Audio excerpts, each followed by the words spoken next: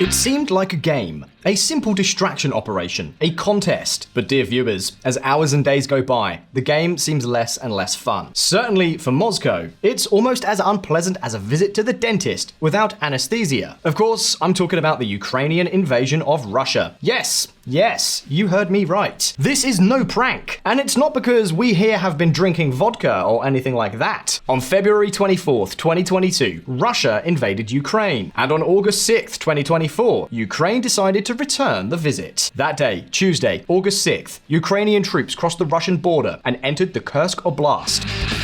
Governor declares state of emergency in Russia's Kursk Oblast, says situation remains very difficult.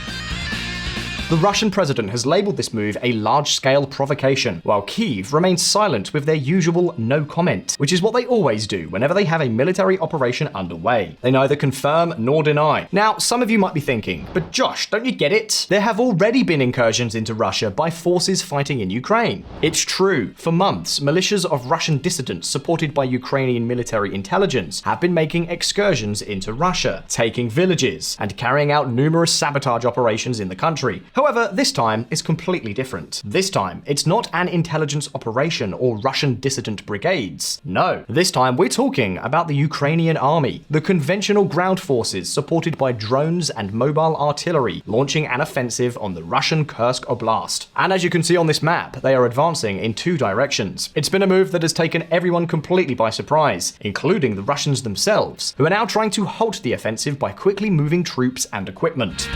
It's clear this is something completely new. This is a full-scale army operation. In fact, we have seen how the Russian government itself has called on the international community to denounce this supposed aggression. We call on the international community to strongly condemn the criminal attacks of the Kiev regime on the territory of the Russian Federation. Because of course, you know that Russia is a staunch defender of the sovereignty of countries. They never invaded Ukraine. In 2022, they went to Ukraine to have some Kyiv cutlets and liked what they saw so much that they decided to stay there for a few days. What a nerve! The fact is, my friends, that during this offensive, videos like this one are emerging, where we can see Ukrainians using a drone to shoot down a Russian Mi-28 attack helicopter, or images of dozens of Russian troops surrendering. Of course, this has left the Russians in shock, as they never expected an offensive on their own territory. Putin's face during the urgent meeting where the Chief of General Staff, Valery Gerasimov, analyzed this Ukrainian incursion was a sight to behold. Now, his inner circle has started to release messages like this one.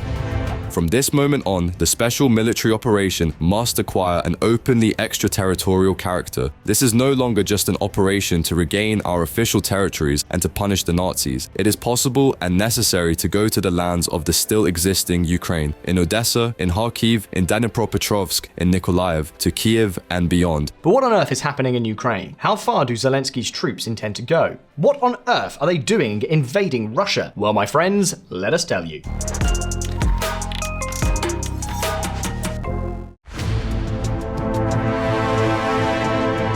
In 2 days, Ukrainian troops have advanced between 6 and 9 miles, and according to available sources, they currently control around 14 localities and between 35 and 115 square miles of Russian territory. It might not seem like much, but to give you an idea, during the entire 2024 offensive, the Russians managed to gain barely 162 square miles. The Ukrainians have now secured over 35 in just 2 days, and be aware that in the last few hours, some sources we cannot confirm have reported Ukrainian tanks 15 miles inside Russia. Whatever the case, it all points to this being an operation the Ukrainians are taking very seriously. We're not talking about a small incursion, but a significant concentration of forces. Specifically, at least 2 Ukrainian brigades have been identified. The 22nd Mechanized Brigade and the 82nd Air Assault Brigade. And mind you, these are 2 high-quality brigades, among the best formations in the Ukrainian army, equipped not only with thousands of well-trained men, but also with top-tier equipment, like Bradley fighting vehicles, vehicles, and Striker transport vehicles. Take note, because this means Ukraine is committing significant and scarce resources to this offensive. In other words, they are taking this operation very seriously as a cat watching a can of tuna. If during the failed counteroffensive of 2023, the Ukrainians primarily employed newly formed brigades, in this case, they have entrusted the mission to their most experienced formations. And that is truly surprising, because we insist. It means they have made this operation a top priority. In fact, the Ukrainians are moving very quickly, following the best practices of NATO attack manuals.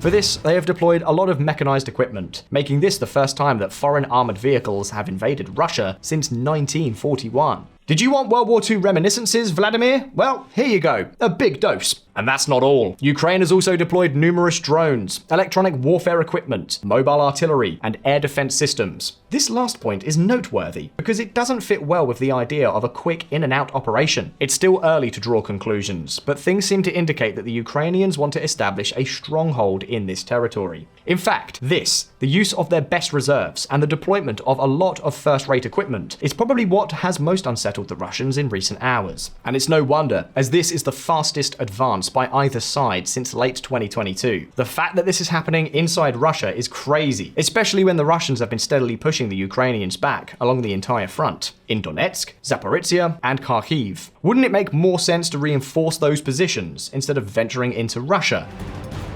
It's not possible for Ukraine to open up a second front. They need to stabilize the front line in Donbass. We'll talk more about this later, but this already gives us some clues. The fact is that the Ukrainians have taken advantage of the fact that in the Kursk Oblast, the Russians had no artillery, no tanks, practically nothing, because all the equipment was already deployed in Ukraine itself. So in the region, there were barely a few border guards, some recruits, and some poorly equipped defense and surveillance forces. And of course, against the mechanized firepower that Ukraine has deployed, they had no chance. It's not even clear where the Ukrainian Special Operations Vanguard is, which seems to be ahead of the main attack brigades. This means that the invasion could be even larger than is currently known. And friends, this happened because no one, absolutely no one, expected this operation. We're talking about a surprise attack, and in military strategy, surprise is worth double. It's the factor that has caused some of the most astonishing moments in the political history of humanity. The question now is, are we witnessing a new case of military ingenuity, a new strategic feat, or, on the contrary, a reckless move, a total blunder? What on earth are the Ukrainians trying to achieve with this crazy adventure? What exactly are they seeking? Can this operation change the course of the war? Well then, let's dive into it.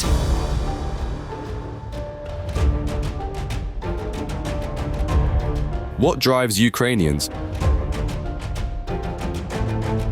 Friends, the Ukrainian offensive in the Kursk Oblast is still in its initial phase. It is still too early to know if the Ukrainians intend to escalate, or if it was simply a warning shot. The use of the best they had in reserve seems to indicate that they are taking it very seriously. But of course, daring to invade Russia? I don't know. That seems quite significant. Since the attack became known, a multitude of hypotheses have emerged. Some suggest that Ukraine might be attempting to cut off the gas supply that Russia still sends to Europe. In fact, Ukrainian troops seem to be very close, if they haven't already reached it, to the Sudza gas station, which is the main exit route for the gas that Russia continues to send to Europe. Around 40 million cubic meters of gas pass through here every day. Therefore, it is a very important source of foreign currency for Moscow. This has caused the price of gas in Europe to soar, reaching its highest level since last December. But you know what? It doesn't seem unreasonable that the Ukrainians would embark on such an operation just to control this gas station. They could have damaged it perfectly well with sabotage or artillery operations without having to invade Russia. So no, this cannot be the explanation. It also doesn't seem like they are aiming to cut off any major logistical arteries for Russia. So then, what on earth are they pursuing? We want to insist that it is still early, but we can lay out three main hypotheses on the table. Let's go through each of them one by one.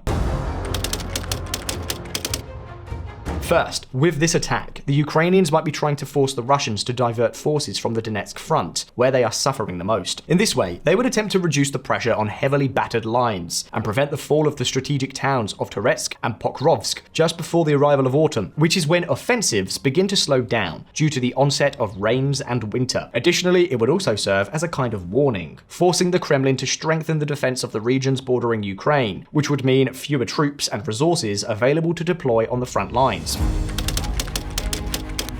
Secondly, the Ukrainians might be trying to fortify this territory and even occupy the city of Kursk, which is the capital of the region and has about 400,000 inhabitants. The idea would be to have a stronger bargaining position in upcoming negotiations that could take place in 2025. Keep in mind that starting in January, there will be a new administration in Washington, and whether it's Trump or Harris, they will likely want to resolve this issue by pushing for a negotiation. We want to emphasize this is a hypothesis, but it doesn't seem far-fetched. However, the capital still seems quite clear, about 80 kilometers from the place where the Ukrainians are supposed to be. And if this cursed war has made anything clear, it's that every kilometer of land is very costly. Важливо і надалі знищувати ворога саме так влучно, як наші воїни вміють. І саме так стійко, як це допомагає всій обороні нашої країни. І саме так ефективно, як дає результат. І чим більше тиску буде на Росію, на агресора, який приніс війну в Україну, тим ближче буде мир. Справедливий мир через справедливу силу. Я дякую всім, хто це забезпечує. Moreover, this incursion by itself may finally force the Russians to realize that, militarily, this war will have no end. How on earth will they explain from the Kremlin to their fellow citizens that, after more than 2 years of war, Ukrainian tanks are now operating on Russian territory? The embarrassment for the Kremlin could be overwhelming. But my friends, there is still a third possibility, which honestly seems the most likely to us, based on the information we have. This is exactly what we are talking about.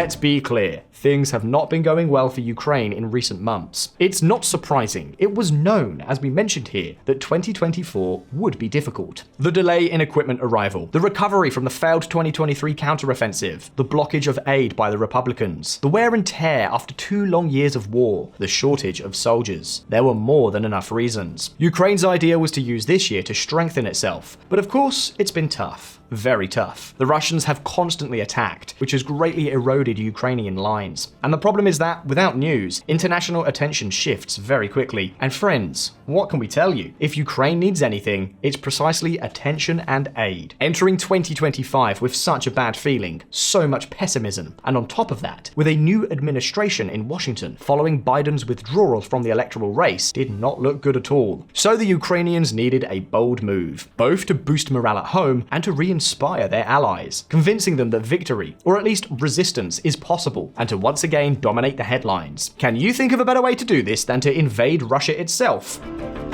The government of Ukraine wants to shift momentum and the strategic narrative and have directed such an operation. In other words, more than a military objective, we are mainly looking at a political objective, to end 2024 with a great sense of victory rather than failure. Of course, in war, nothing is black and white. So these 3 hypotheses could have influenced, to varying degrees, the Ukrainian government's decision to embark on this venture. And it comes at a critical moment for Ukraine. Moreover, be very clear about this. In war, you never know. Ukraine's incursion, using the best of its reserve forces, is moving very quickly and has taken everyone by surprise. It is almost certain to have consequences. However, the operation also arouses much skepticism. Ukraine is having trouble maintaining its front lines precisely because it has serious constraints on manpower and equipment. There are not enough men, and those who are available hardly get any rest. Does it make sense in these circumstances to launch this offensive instead of strengthening the lines and giving the frontline troops some rest? As I said, it's not an easy question to answer, and that is the great debate on the table right now. Given defensive pressures elsewhere, the strategic rationale for this operation at this time is difficult to fathom. However, the Ukrainian government seems convinced that the Russian offensive is nearing its end, not only due to the impending arrival of autumn, but also because it has been ongoing for a long time. The head of Ukraine's intelligence services himself couldn't be clearer.